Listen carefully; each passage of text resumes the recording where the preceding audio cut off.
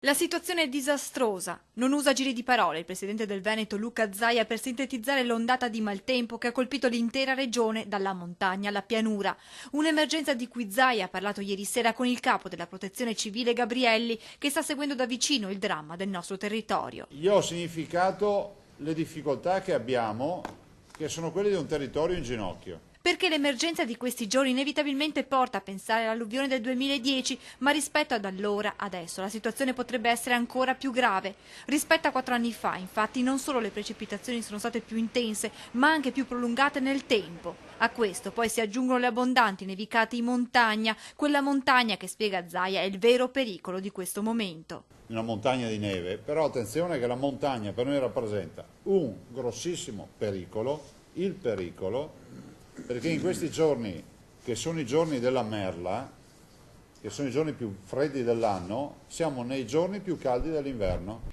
Temperature che potrebbero far sciogliere la neve, che così arriverebbe in pianura andando ad ingrossare ulteriormente i fiumi. E questo aspetto dunque a preoccupare e a spingere a dire che rispetto al 2010, quando la vera emergenza durò alcuni giorni, adesso è destinata a continuare nei prossimi giorni, nelle prossime settimane. In questo caso stiamo assistendo ad un fenomeno praticamente meteo molto prolungato e quindi anche le modalità con cui tutto il fenomeno si spalmerà diciamo, sul terreno, per esempio, quindi la capacità dei suoli di reagire, cioè ci sarà, visto che il fenomeno è durato molto, anche una risposta da un punto di vista emergenziale ovviamente di prolungata entità. Solo quando la neve si scioglierà si potranno vedere i danni provocati in montagna.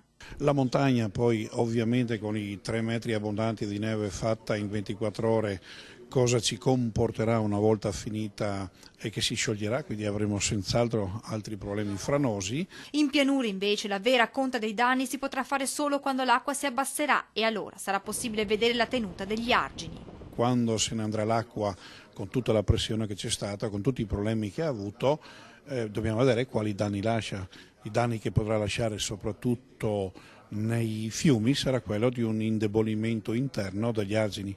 Impossibile dunque al momento fare una stima seppur provvisoria dei danni e allora, facendo ancora una volta un parallelo con l'alluvione del 2010, se 4 anni fa si raggiunse il mezzo miliardo, oggi si rischia a prevedere Zaia, la cifra potrebbe essere eguagliata se non addirittura superata proprio per la situazione in montagna e perché questa volta ai danni ad aziende ed abitazioni si dovranno aggiungere quelli alle opere pubbliche. Non mi avventuro sul lanciare cifre, direi che sono svariate milioni di euro, se non centinaia di milioni di euro, non ve lo so dire, e pregherei tutti di non riportare cifre. Dobbiamo, in virtù dello stato di calamità, raccogliere i dati dei comuni per danni ai privati, danni al pubblico, dopodiché fatta la contabilità sappiamo con esattezza il conto. Intanto pronta sulla scrivania del governatore una lettera indirizzata al premier Letta per spiegare la drammaticità del Veneto e perché, spiega Zaia, il governo abbia la volontà di finanziare gli interventi necessari.